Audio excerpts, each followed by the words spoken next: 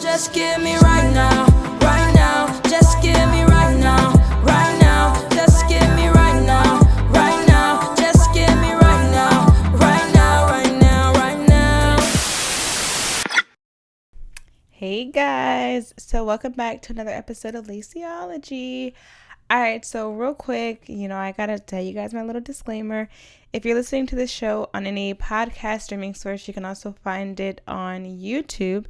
All you have to do is type in LACIEOLOgy in the search bar or go to Lacie and HerShe Productions, because this is brought to you by Lacie and HerShe Productions. But something I never say that I'm going to say now is if you're watching this podcast on YouTube, you can find it on pretty much every podcast streaming source except Apple, because apparently they don't like me. Other than that, you guys can pretty much find me everywhere. All you got to do is just type in LACIEOLOgy or Lacie and HerShe Productions, and it should pop up almost anywhere. And this show is powered by Anchor. So there's that little disclaimer. All right, cool. So today we're going to talk about not just comedy, but what it means to be a female comedian in a male-dominated world. And we're talking with HerShe, who I love. I know, I'm so excited to be here. I love you. So when I was thinking about this show, because I like to talk about an array of things. If you guys have seen my shows, I talk about everything with everybody. And when I met you initially and you said you were a comedian and I already knew I was doing a podcast, I was like, oh yes, I gotta have her on, because something that we don't always talk about is female comedians. We talk about all these male comedians. We don't talk about the females outside of like Monique or Ellen, because I guess she's considered a comedian. So we're gonna dive into that. That's what we're gonna talk about, because I'm super duper interested. But before we do, I want you to tell the people a little bit about you. Well, I have to now do a correction. So technically, yes, I'm a female comedian, but the whole name is HerShe The Entertainer, because I'm also a singer, I'm also a writer, I'm also an actress, and a plethora of other things. Porn star on the first of the month. It depends. But no, I just told you I do like a lot of things. Been a comedian professionally for 10 years. Wow. Been a singer since I was 8 professionally. Been an actress probably since I came out my mom. And I've been a writer mostly my whole life. Took a lot of writing classes. Right. And 30, almost 35, no kids, and soon to be married. Do you have or where can they find you on social media? So I'm really simple via Facebook, Twitter, Instagram, as well as my website is HerShe Does It All, HerShe Does It All, not them all, it all. If you guys are listening to this on a podcast streaming source, that's how you spell it. If you guys are watching this on YouTube, we're going to put her name somewhere on the screen. Yep. Somewhere. All right, so let's jump in. Oh, wait, real quick, you guys. So today, I know you guys are used to me wearing like t-shirts, because typically I don't, but I love this. I love this line, and I love this shirt, and I saw this online, and I wanted it, and I got it, and so I'm wearing a shirt by the brand Live Life Love. Good. And I love this shirt. Good. I tried to remember, if you live your life and you it was a whole explanation there, and yeah, I suck at it, and it's my baby's life, so I suck at it. Don't feel bad. I love this brand. If you guys want to find this shirt, I'm gonna actually link the link. I'm gonna link the link. We're gonna put the link in the description if you're watching this on YouTube, and if you're listening to this via a podcast streaming service, we're all gonna figure out how we're gonna put the link in the description as well. All right, cool. I forgot to tell them too. I'm rocking Support to Be Supported. It's a big old logo on the back too. That's also my clothing line, so we'll tag all that too. Support to Be Supported. Self-explanatory. I love it. Thank you. I like this, and you guys can't see, but it's like a dress, a shirt dress. It's and a shirt I dress. love shirt dresses. Got my so thighs sexy. all out, looking all sexy or whatever. I actually wear shirt dresses when I'm trying to like get sexy, like to have sex. Oh, I shouldn't have worn no panties. I did this wrong. Sheesh. Did this all wrong. I didn't know that's what we were supposed to do here. Boots, no panties. Noted. Next time. That's what I Gotcha. like. And I love this color. All right. So real quick, as we're diving in, what is a comedian? It's a expressive, creative talent. It can be stand up, it can be writing, it could be radio. It's just a form of expression to make people laugh. And there's so many different forms of it, but the main part is just making people laugh and meeting them wherever they are in society or whatever your social event is. So When I met HerShe, you guys, and we're sitting across the table from each other, getting to know each other. And I asked you why you do comedy. Mm-hmm. I know what you said to me then, but I'm going to ask you why you do comedy now. I can tell you now, one of the reasons I do it is because it's mic therapy for me. Comedy definitely has saved my life. I can't make that up. I think in some of my hardest times, the stage has saved me. I lost my best friend last year, and I literally was a mess. Best friend of 22 years, and that night, one of my comedian friends told me to come out. I was like, I'm not going. And I went out and I murdered the stage. And it just was like a relief of everything that I was going through, every emotion. So for me, it's therapy. It's definitely therapy. So that's what she said last time too. That is literally what you said. So you know that's how I feel. It's true. yeah, it's therapy. I was like, maybe she'll switch it up. No, that's still the same. And the reason I said that is therapy, and because you don't really make if you're in this field for the money, you're in the wrong field. Really? You have to really be in it for the love. It's going to be days when you make a hell of a lot, and it's going to be days you don't. And it's going to be times where you're not booked. There's going to be times where you're booked extremely.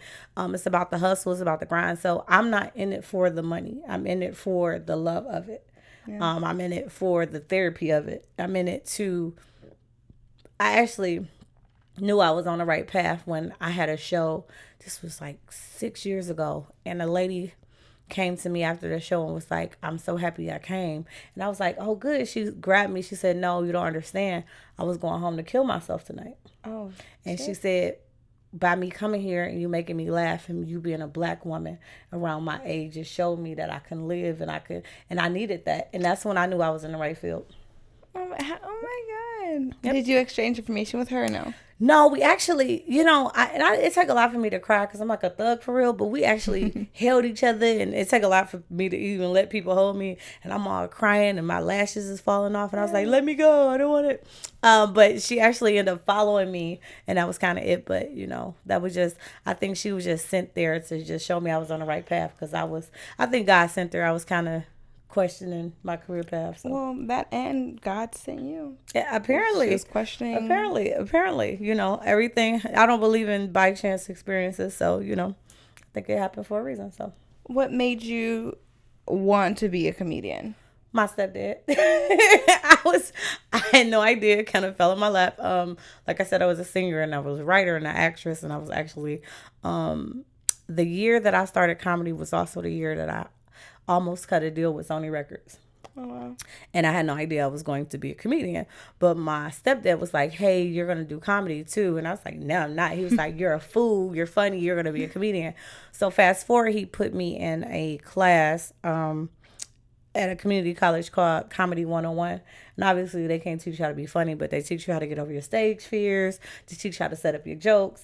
And anyways, fast forward, our graduating class, we had to perform at one of the top comedy clubs. Oh, and I headlined.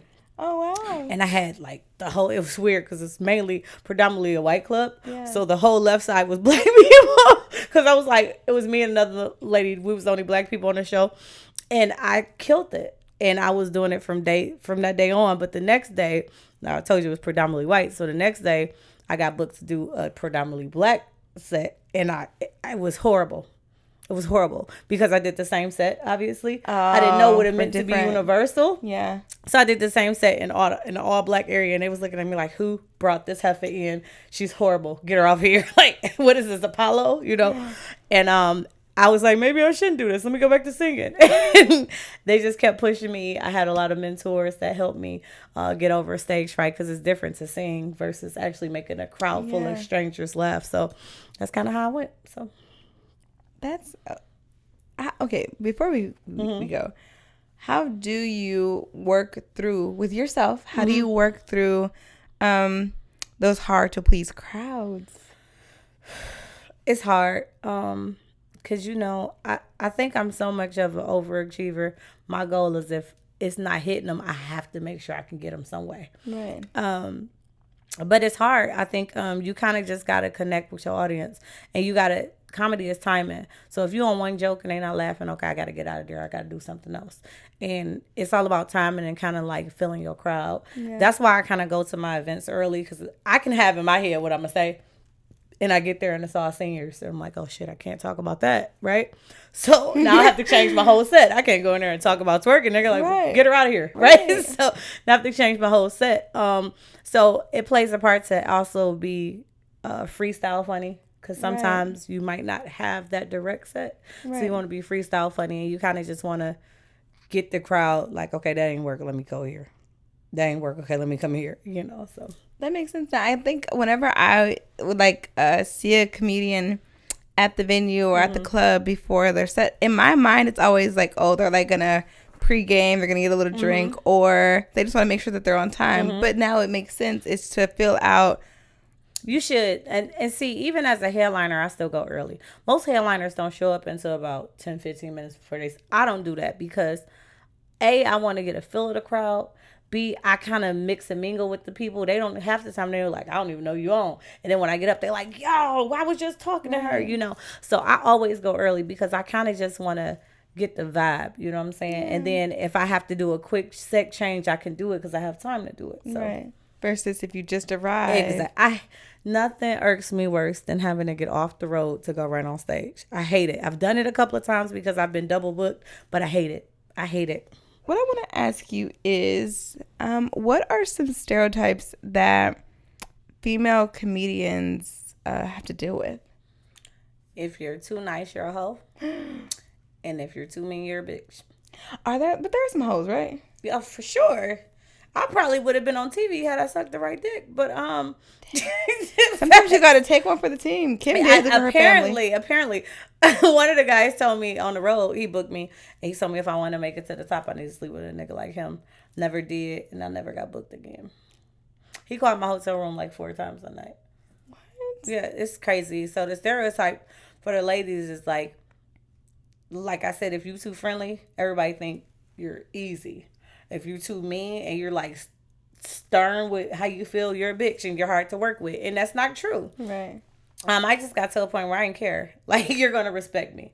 And because I am that way, I had to make my own lane. Right. I had to make, I was like, okay, screw your lane. Let me build my own highway because I don't want to compromise anything to get to where I need to be. So, do you feel like sometimes there's the expectation that you are not going to be funny because you're a female? Oh, yeah. Or you're too funny and they won't book you. Guys, there's a lot of male comedians that will not book a female that they think, A, has higher turnout than they do, and that's funnier. They will not book you.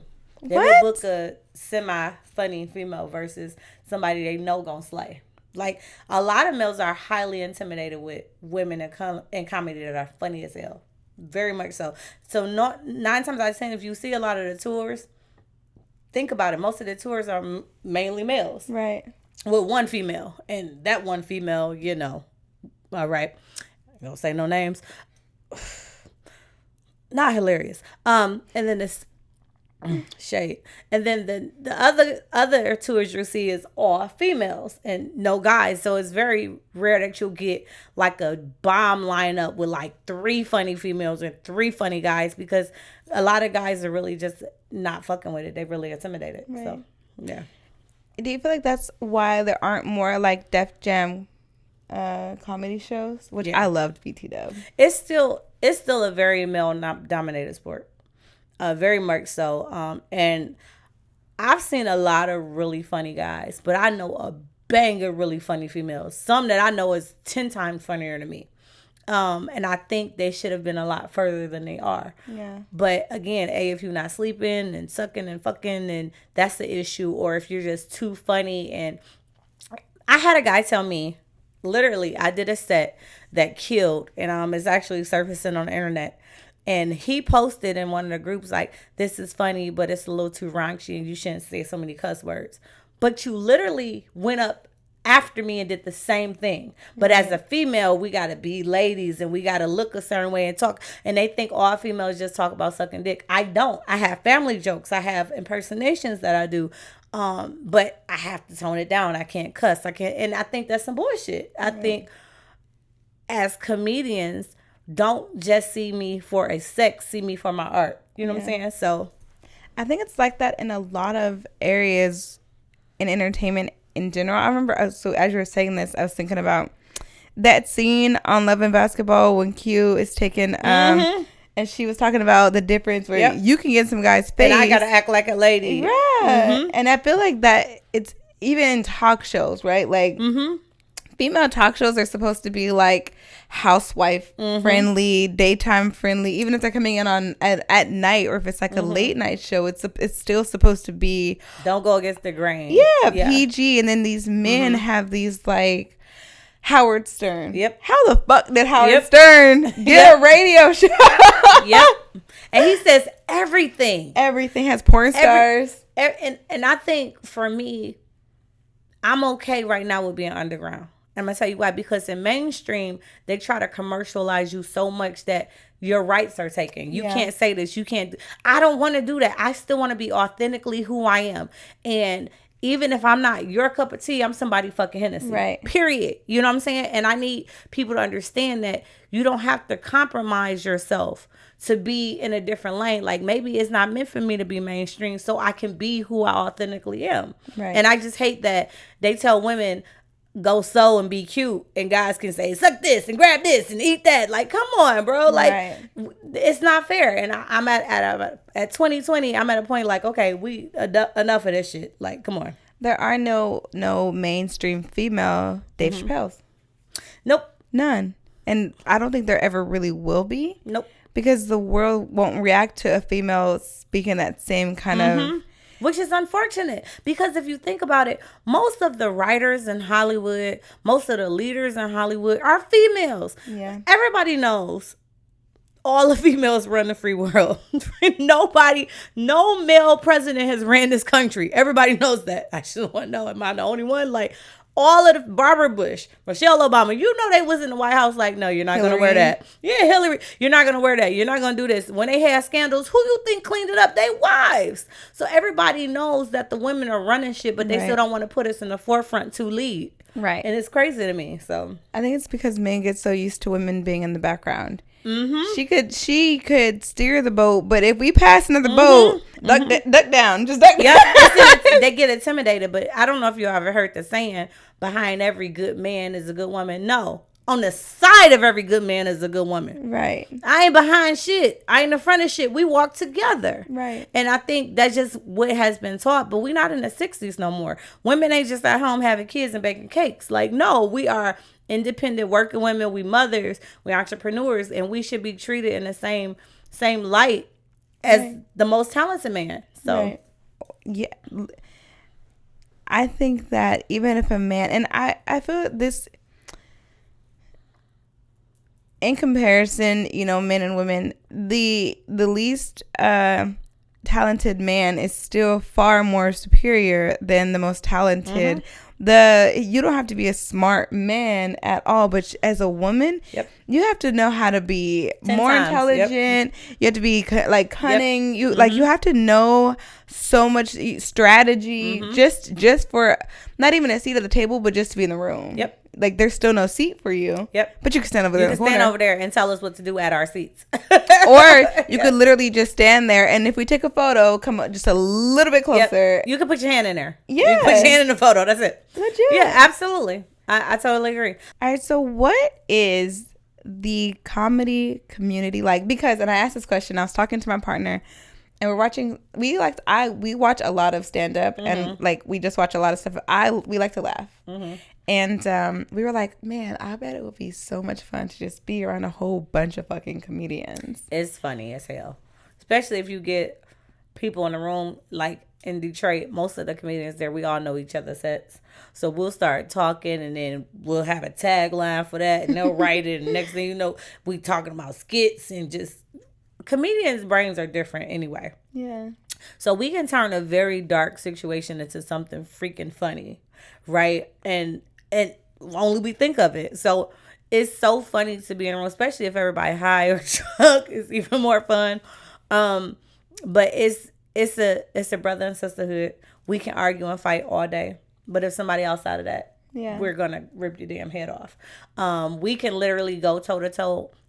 Like the host can rag on a comedian, but if somebody from the audience do it, every comedian after that gonna kill that person. every comedian. So like one time, a host was ragging on the person they brought up, and the person they brought up had a heckler, and they killed the heckler, and every comic after killed that person because it's like a brotherhood, it's like a fraternity. Right. You know, just like any relationship, you got your good days, your bad days, you fall out, but you get back. So. Do you feel like the current climate that we live in, where everyone needs to be included and now everything hurts everyone's feelings, makes it very difficult? It is. I hate it. I think people have gotten so soft. And I can just speak for being in the LGBT. I think the LGBT is super soft and sensitive. And I can only say that for being into it because people forgot how to laugh. Yeah. We shouldn't be so censored, because when you censor us, it takes away from our actual craft. I still don't give a shit.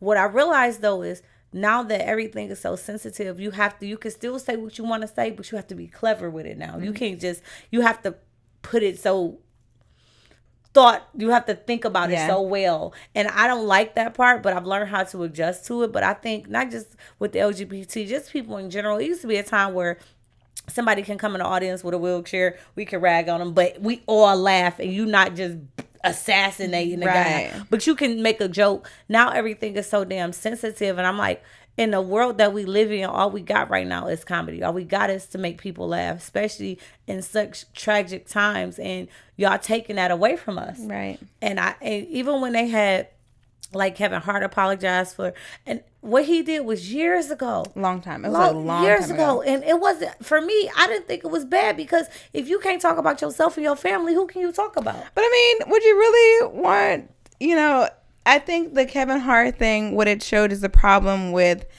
toxic masculinity, because we threw that around a lot in 2019, and how it goes along with the problem that young black men are not able to be comfortable in any of their skin, because they're so focused on not disappointing their toxic masculine father. I agree with that, but I also agree with everything is at times. So Richard Pryor talked about that a lot, and Eddie Murphy talked about it. But as we transition and we grow, we learn more, and you're not as offensive. So I don't think he should apologize for something he did long ago, before he knew how, you know what I'm saying? So like, there's probably things that I've said back in the days that I shouldn't have to apologize for now, because I'm not ignorant to it. So I think what happens as we grow and we educate ourselves, now he could be like, damn, I could have did that different. Now I know going forward. But to apologize for it is kind of like you downplay the art of it, though. I think that if he would have said that initially, instead of saying what he said initially, which was, I don't need to even address this, I don't need to apologize, I don't care, you guys, like, pretty much was what he said.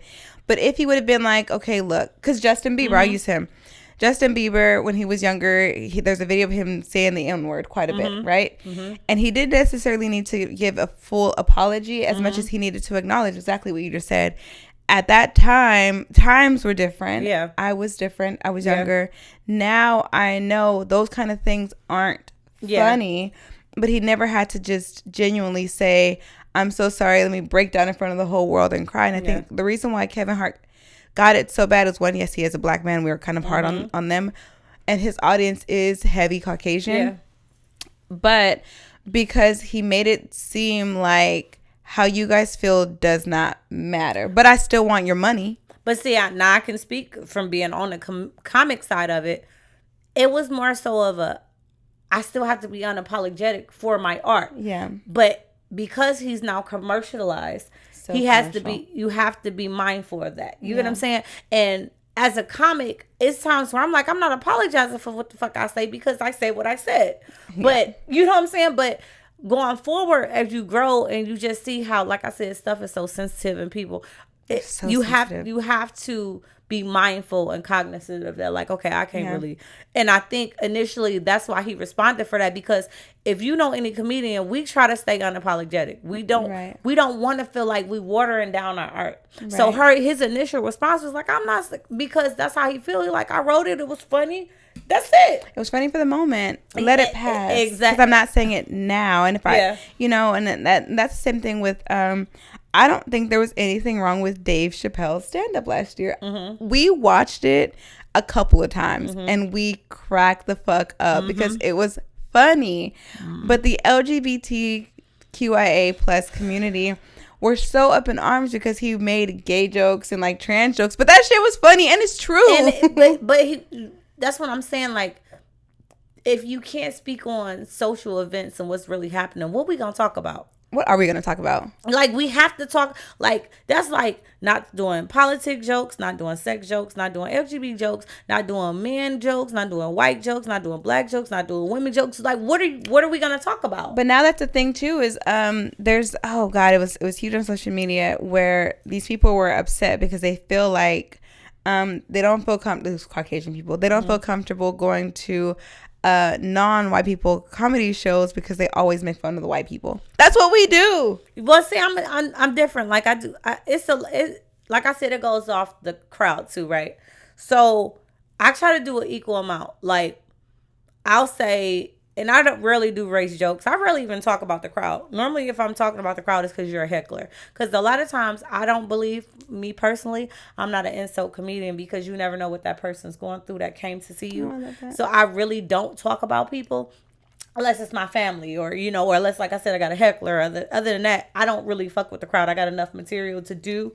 But for the people that do it, like I said, it's timing. You can't stay on the same person forever. Like, because now you don't look like you have any jokes. You just came to talk about the audience. Like, come on now. And that's the thing now, though. I don't like that. I didn't pay to come get murdered. You know what I'm saying? Right. Like, you never know what that person's going through. They probably was feeling shitty about themselves, and you came in and made them feel worse. Like that. I don't believe in that, because I take my craft, I call it laugh therapy. I believe I'm a minister of laughter, and I believe that whatever people had coming in, hopefully they leave it when they, leave it when they leave. So I try not to do all of that, but I think when people do that, you just got to be mindful, just try not to overdo it. Yeah. I personally, I don't do it. So, whatever. So what do you think about people trying to break into comedy right now? Because it's different right now. And yes, it is. Because a lot of comedians that are getting booked, and I like to use quotes because they're social media skit people, or they're people that are just like totally different. Yeah. So I've seen social media comedians get paid twice what we get paid, and terrible. Yeah. But they got booked because they could fill the seats, because it's a numbers game. Just Hilarious or B. Simone, Amy, somebody else, B. Simone, they'll get paid double what they'll pay Monique. Yeah. Simply because they can bring out more people. It's so crazy. And for me, it's kind of like, well, damn, what about all the stuff that she did before? Monique is one of my favorite comedians. She's my favorite comedian ever.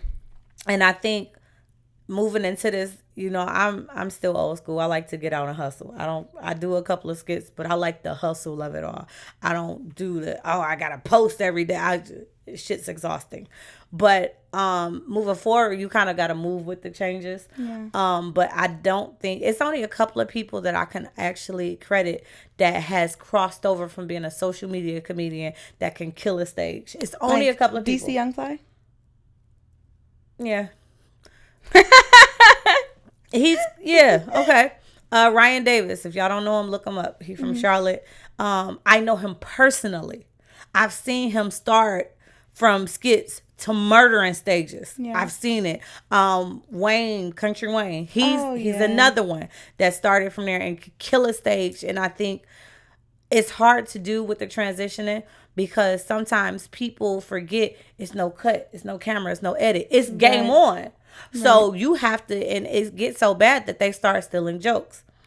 But haven't people been stealing jokes for a long time? Yeah. So viewers, make sure y'all go on YouTube and look up Just Hilarious diss track. I did that. I had a whole diss track I got blocked and everything. But long story short, I don't play about jokes. Because you're taking money out of our mouth. Right. And out of our pockets. And if you shall steal a joke, you need to pay for that shit. And one of the reasons why I don't put a lot of stuff online is because that has happened to me a couple of times. And then when I go out to LA to perform, it's people in the back. They got pen pads and stuff. Wow. And they will steal your jokes. It's serious. But I'm from Detroit. We gang bang. I would beat your ass about my joke. Right. Matter of fact, I was at a show. Was you with me that day, babe? In Augusta, I had a comedian. You was there? I did a joke and he was like, "Can I pay you for that joke?" You sure can. But see, I watch even with older comedians because I love stand up. We'll be like looking for a movie, and if she walks out the room for longer than 1 minute, we watching stand up, right? And so I've seen even with like older comedians where it's like I can't even laugh at this person's stand up because I already heard this joke from a different comedian. So I don't think that's new, but I do think for these younger kids coming in because it's not new and because they really don't know what it means to prepare material. That part. But I will say, in fairness to some of the comedians, it is oftentimes where more than one comedian will have the same idea. But you deliver it the exact... That's what I was about to say. That's what draws the line. If you deliver it the same and if you do word from word verbatim, that's what the issue is. But I'll do a set about a little dick and another woman will do a same set about a little dick, but it's not the same. It's the same topic. Right. You know what I'm saying? What's that one comedian? She has a short hair. She was in Friday. Dark skinned lady Lunel? with the big. I love Lunel, but it's the one she has black, like a short black haircut and the big boobs. I love those women, and I love Monique, and those women, all three of them can tell the exact same type of jokes. Lunel is also... She's so nice in person too. Yeah. She was pretty, so I love her for life. Yeah, she's genuine. Like, I know a bang of underground funny comedians. I don't know if y'all know Cookie Hall. Was on the Bad Girls of Comedy. Snoop Dogg's back. Hilarious. Probably. Wrote for everybody. Lunel. Hilarious. Hope Flood, who's Lunel's best friend. She actually started a female comedian association out of LA. To kind of like mentor comedians. She's dope. All of these women are underground, but they know everybody, but they funny as hell. Yeah. And I had to get to myself like, maybe that's where I'm supposed to be. I'm okay with being underground, and I'm okay with that because I still get to do me. You know what I think that's in all fields, in music, in writing, in acting, in modeling. Like when you're attached to a mainstream anything or a big agency, or you have big management, you have like... it changes who you are. And so I always I respect people who don't need to be everywhere doing, I don't need to go to the Kardashian Christmas party. Right? Like me. So I say all the time, I don't need to be rich and famous. I just want to be wealthy and known. Yeah. I'm okay with that. I don't need Jay-Z and Beyonce money. That is too much responsibility. Give me who I could take. I take Jim Carrey money. It's good. he got long money. Long money. I take Jim Carrey money. I like that. You know what I'm saying? I don't need 13 houses. I'm only in one place. I don't need that. Like, give me the necessities and I'm okay. So 3 houses I think are good. Wealthy and known is good for me. I don't need to be rich and famous. That's wealthy and known to keep me booked. With money in my pocket. That's it. I'm okay. And the fame just changes you too much. It does. It does. Like I said, I feel like when you become mainstream, you're no longer you. You're what they want you to be. Yeah. Because now you got writers and now you have to look this way and dress. And I don't want to, Or you have one good tagline like Tiffany Haddish in The Girls Trip where, now she's always ready. Yep. I would get so tired of always being ready. Because sometimes they kind of typecast you with that. Yeah. I want to see Tiffany Haddish, and this is probably going to be hard for her to transition. I want to see her play a serious role. For me, in movies, when I do plays, when I get booked for plays and movies, I always got to be a funny character. I don't want to always be the funny character. I think she will be. Remember, she's been booked as like the pretty character before. That wasn't even funny. She's been booked as like the pretty funny character, and she's been booked as like the funny character. I think she's moving towards a place where she wants to expand her portfolio because now that money is that's important. It's hard though. I can just speak for Jamie Foxx as their singer first.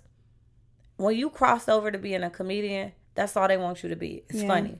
They forget that you have so many other talents. Matter of fact, talents that took precedence over this and that you love more than this. But now that you're funny, you just be funny. Right. You don't go act. You don't do that. And if you do, you have to act funny. You can't be serious. So it took Jamie Foxx a long time to get a serious role. Yeah. It took Jamie Foxx his third or second album for people to even take him serious as a singer. And it's hard to cross over once you're a comedian because they're like, you funny, just be funny. And it's whack because you're like, I don't just want to always be funny. I got real shit I want to talk about, you know. Do you know who I think is super talented that as a black community we never talk about? Wayne Brady. Oh yeah, Wayne is hilarious. Wayne is an awesome writer too. Yeah. Wayne is really funny. I respect Wayne because he found a lane for him. Yeah. You know what I'm saying? Wayne is like a crossover, but still safe. You Yeah. know, but Wayne is hilarious. He's a great writer too. And he could sing his ass off. Yeah, he does so much, Yeah, but we don't acknowledge him because he doesn't do any Yep. hood shit. I'm gonna tell you who I think what was really genius of Jamie Foxx for people to really start taking him serious as a singer. He used his platform for his show, and every so often in an episode you'll hear him singing or playing That jingle. Yeah. And And I thought that was genius because now you see I'm actually a singer. Matter of fact, so much so somebody came to me and said, HerShe, why don't you sing in your stand-up? Because I do a killer Fantasia impersonation. I really do. And they was like, why don't you sing in your stand-up or when you're doing Fantasia? Yeah. And I haven't incorporated it yet, but they like, because most of the time when I sing, they like, we forgot you sing. Like, and I'm like, damn, I don't ever want you to forget that I sing.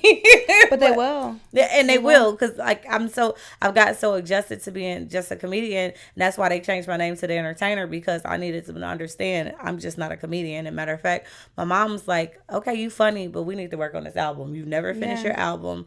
You almost signed a deal with Sony. What's up? Like you need to get back into that. So now I have to figure out how to transition to doing both. So. Right. And getting booked for both. Absolutely. That's like Absolutely. DC Young Fly sings a lot when he's on Wildin' Out, and I love Very Wildin' Out. smart. It's very smart. But he also just got on a song with Tiana Taylor. Oh, cool. A lot of people don't even know. Right? Okay, I know that they say he sing his ass off. He can sing. Even when he used to do his skits, a lot of them were him singing. Mm-hmm. They just happened to be funny. And then he got on Wildin' Out and then started getting booked. Now he does the he got together with some of the other guys from Wildin' Out because they cut their pay crazy. And now they do like their cross country tour. What is it? 86 and 8? What is it called? That group? Yeah, I don't remember. I think it's. I don't love them all together though, because they do a lot of the comedy that you don't do, where they just pick on the crowd. That's all. Like I watched an hour of them not really tell a joke. Yeah, and that's why when you said the crossover, I was kind of like, okay, because I don't know. Like I said, personally, having the experience with the young lady about her suicide, I just, for me, I don't want to ambush the crowd. Like that's just not my shit. But I was about to say something about the singing. I forgot. ADHD and Freshie got me this drink, so I don't remember. But it was something about the singing I was gonna say. Far as in the crossover, it'll come back. So what are some pros and cons of being a comedian? Oh, that's what I was gonna say. That's perfect. Good segue. Right here. So the pro is, when you're funny, it opens up doors a lot quicker than being a dancer or a singer could ever get you. That's the pro. But that's also the con. Because the same doors, like I said, that open for you, they want you to just be funny. Yeah. But I noticed that I have been singing my whole life and doing plays and acting and whatever. And as soon as I became funnier and the funnier I got, I'm standing next to all these celebrities and now they want to book me. I'm like, but I've been singing for forever. But the funnier you are, the faster you get to where you need to go. But it's also kind of crippling because it kind of, like I said, stereotypes you and puts you in a box. Right. And I never want to be boxed in. That's why I had to expand my name. I have to also always say that because I don't want people to get it confused if that's just all I do. Right. So that's the pro and the con for me. Who are your top 5 favorite comedians? Oh, I get this question all the time. I know. I just was like, how could you talk to Oh my God. Okay, so because I grew up in this era, number 1 for me has to be Eddie Murphy. You like Eddie Murphy? He's the GOAT for me. And I'm going to tell you why. Because Eddie was ahead of his time, not just for stand-up, but as a writer and as a developer, like he developed characters and he was just talented as shit. Far as if I had to do a number 2, it would probably be Monique, because I like Monique as not just a comedian, but as an activist. She stood true to what she believed. Yeah. She didn't sell out. And that's hard to do in this business. When you go to making millions to making thousands and you trying to feed your family, it's easier to just say, the hell with it. Let me do what you want me to do. But she stood her ground. Yeah. So I love her for that by itself, on top of being funny. Next, I would have to say... I want to go with, I'm probably going to say Jim Carrey. Jim Carrey's in my top 3. Because as just like Eddie Murphy, he's a developer. All his movies I like, even the ones that people thought was dark, like Cable Guy, I still thought it was amazing. And I like him for his work, and I like him for his leadership in that. 4th is definitely Kevin Hart. I like Kevin Hart because he changed the game up. Kevin Hart figured out how to do it smarter and not harder. All his movies get shorter because he throwing in skits, but he getting paid more.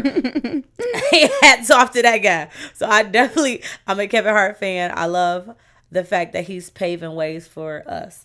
Yeah. A lot of comedians forget about the people that's coming up and the people that's really hustling, but he got Heart of the City, and he got the radio show, and he got a lot of people in that. And then my 5th one, you guys probably don't know, but he's a local, and I can't even say he local because he works with Kevin Hart, everything. His name is Howie Bell. He's from Detroit. You know Howie Bell? Is that the Lights? He dark skinned. Look him up. He's been on Def Comedy Jam. I feel like that's one of his friends. He was on his docuseries. Probably, right? On Kevin Hart. His name is Howie Bell. I know him personally. Howie Bell is a genius at comedy.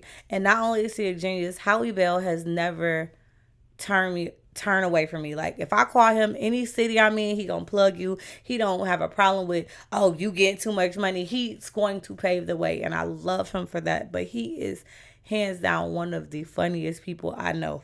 He is hilarious. Like, I've seen Howie Bell come in to a crowd that was dead and wake the whole building up and work his ass off. He can turn a dark moment and a dark joke to something so genius and so hilarious. And for that itself and the art in it, hats off to him. Hats off. When you're talking about Kevin Hart, it made me think Kevin Hart is today's time Eddie Murphy. He is. He definitely is. Where Eddie Murphy started, and he topped. You know, there was no higher he could go, but he went so far, and he created so many. Yep. He brought in so many comedians that we still love to this day. Yep. He literally was like, I'm gonna make a movie. We're only gonna have black people in it. And they was like, all right, cool. He had white people saying Eddie Murphy shit. He had people being like, I need you to, like, I feel like Kevin Hart's that time. He definitely is. And everybody has their time. So like when I do my top 5 and I don't say Richard Pryor, I say it's not nothing against him. That wasn't my era. Yeah. I was young. So I couldn't. Bill Cosby, I was young. I came up during the Eddie Murphy era where I was sneaking to listen to him. Eddie Murphy Raw, one of my top five of all. I don't know if anybody watching never seen it, go find it. Everybody likes. Hands down, one of the funniest stand-ups of all times. And I'm mad because I want to put Martin Lawrence on the list, but you only gave me 5. But I like Martin because his stand-ups was hilarious. But Eddie was. I think I knew then, like, I'm going to be a comedian. And I didn't even know I said I was going to be a comedian because I just wanted the reaction that he got. I was like, man, this guy is hilarious. So I never liked Eddie Murphy or his movies. The only one Eddie Murphy movie. The blasphemy. Yeah, I like all maybe right, 2. Thanks, guys, for watching. I know. Is that bad? I thought he was always overrated and he just does too much, but he could sing his ass off, so that's great. No, he could. He could sing. He could. He could sing his ass off for the time, for sure. No, for the time. No, hated it. Really? No. I don't hate him singing, but I hate his comedy and I hate his stand-up and I hate his movies. Except like I really like. Hate. Or just dislike. No, I don't. I will watch something else. I would watch the Kardashians. Man, we first gotta reevaluate our friendship. But do you know who I actually like? The Kardashians over Eddie. Oh, I know, and I hate them too. But do you know what I like? It's getting hot. This might be weird, but I like Chris Rock. I like Chris Rock. I like Chris Rock in every era. I like funny Chris Rock, and I like political Chris Rock now. Because he's weird, but I love him. Yeah, right. But hate Eddie. Yeah, I don't like Eddie Murphy. Oh man, He's so annoying to me. Oh, So annoying. I know. Sorry. today we broke up as friends, but tomorrow we be back. I don't. The love blasphemy. him. I know, and I always feel so bad as a black person, and Did I'm you like, watch Raw? that's the one with the leather. Yeah, boy, he had the leather red, bird. the Yeah, red, the red. Yep, hated it. And every few years, I literally Turn the fan on the side. I try to watch it every few years, and I only. What do you hate about it? I hate him. Oh. I don't find him funny. I find him so annoying. Why though? Tell me why. I think maybe it's, and some people like this about him, and it was like how cocky he was because of how he blew up. Mm-hmm. I hate it.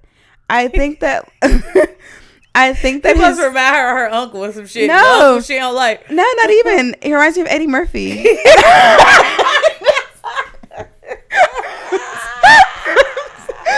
I cannot stand you. I'm sorry.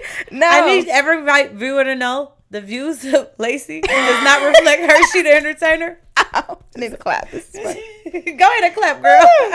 All right, wait. So, oh my gosh. I don't know. I think I don't love his stand up. I also don't like his voice. But you like his singing voice? The yeah, fuck? I can do. I like some of his movies. Jimmy won't mow. Jimmy won't mow. Jimmy won't mow. You like that I like that, but I don't love his stand up. I don't like any stand up I've ever seen Eddie Murphy do ever in my entire life. He does not make me laugh. Okay. So, but people love him, and I feel bad. I feel like less of a black person. So every few years, I really do. I'm just like, let me just try to get your black card back. No, because I think that like sometimes you gotta like watch it at a certain time in your life, right? Like, there was music that came out in like the 90s, like Common. When I was as a kid, I could not listen to Common. Yeah, because you don't understand it. Yeah. Now I'm older. I'm like, okay, but I can't even. I think listening to your choice of comedians, you kind of gotta, I don't even want to say, you like comedians that are kind of like crossover a little bit. You like the ones that are political, white and black conscious type. That's what I'm gathering. They're also funny because I like all types of comedy. Me too. I like the fact you do too. I can laugh. You don't really like from what I'm hearing, you kind of like, no. I just don't like Eddie Murphy. Do you like Jamie Foxx as a stand-up? Yeah. Okay. I like Jamie Foxx. I love everybody. Like when Other than Eddie. White comedies, like I like Middle Eastern comedians. I like Asian comedians. What is that one? I like Amy Schumer too. She's funny to me. No? Okay. I feel like Amy Schumer is a product of white female privilege. And I don't find her... What about McCartney? Jenna? Is that her name? I like her radio. She does radio? No, she acts. Have you said it lady? Oh, the brunette. Yeah. I do love her. She's hilarious. I love her. Yeah, she's hilarious. I love her. I do love her. Yeah, I love her hilarious. so much. But I don't like Amy Schumer.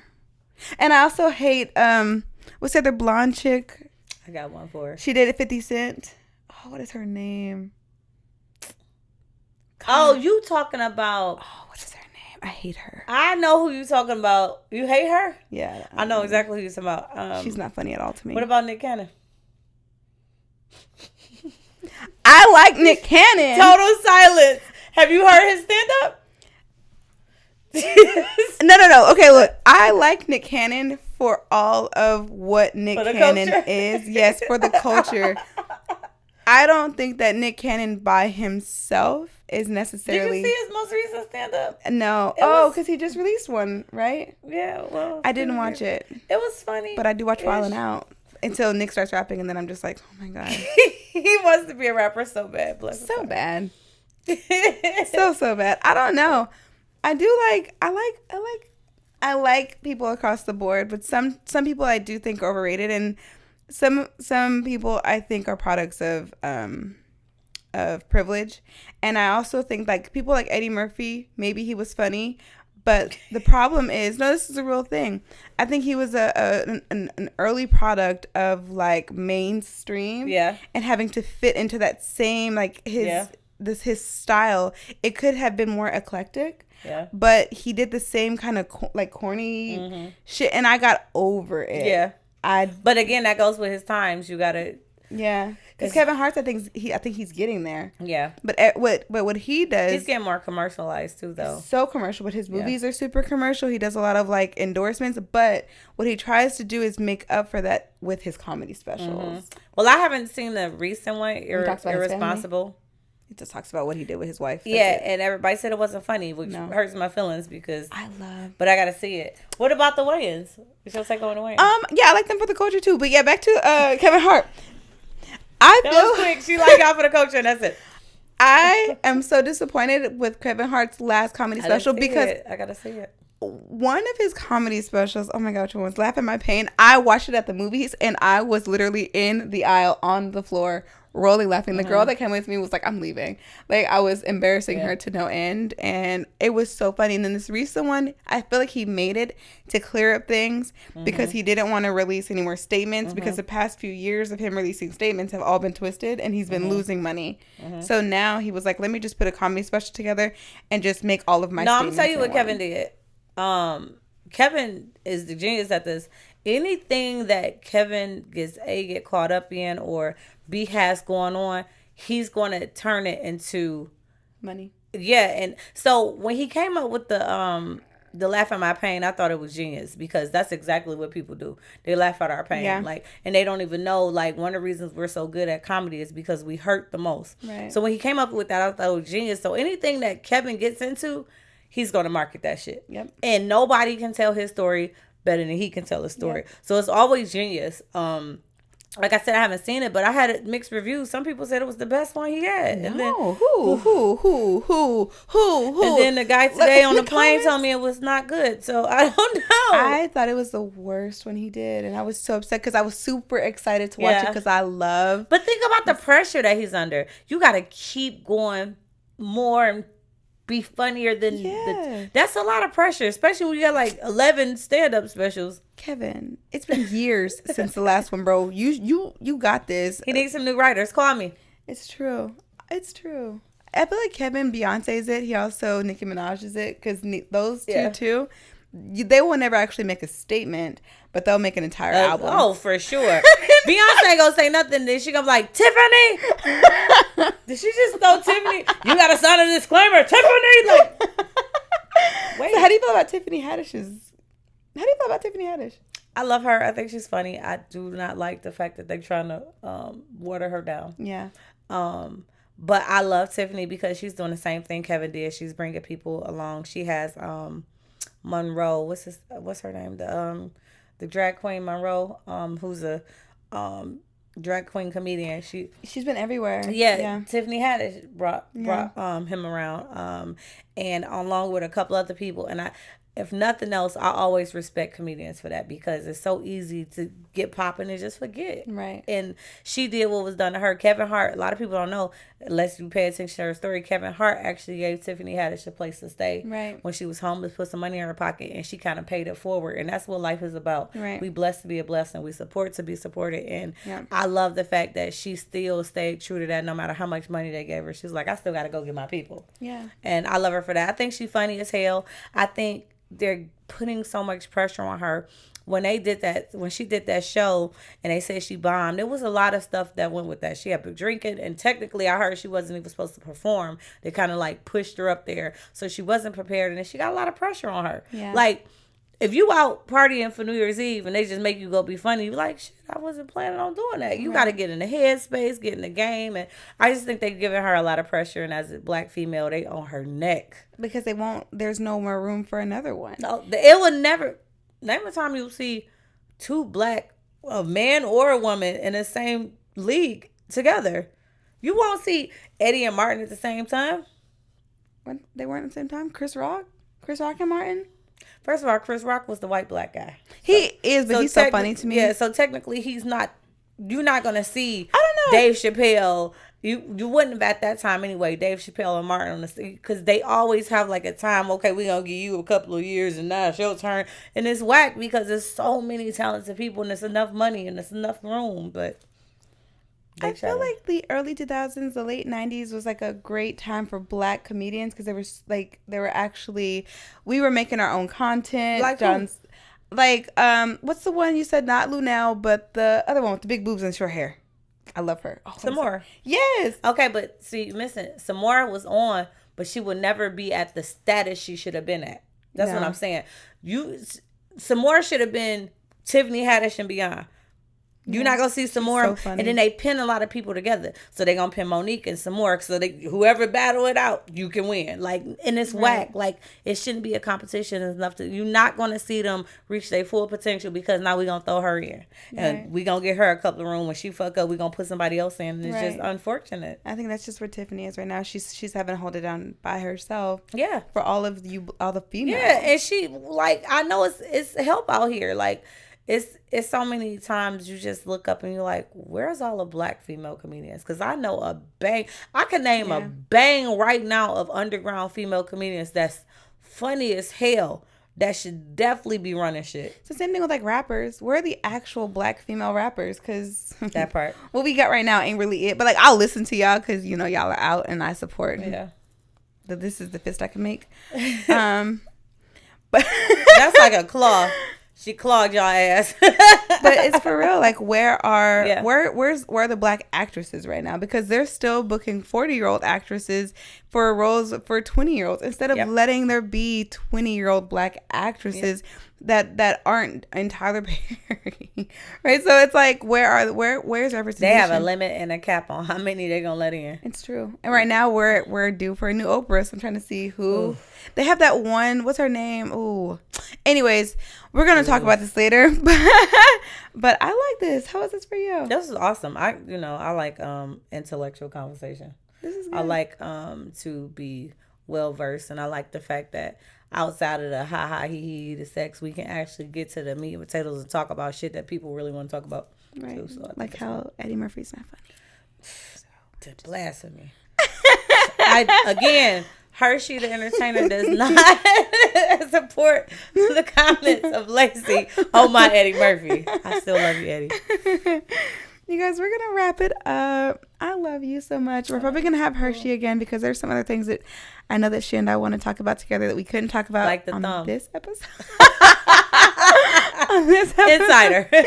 You guys will get it when you see her again. But before we go, tell people where they can find you one more time on social media. HerShe Does It All. HerShe at Facebook, Instagram, Twitter, website, HerSheDoesItAll.com.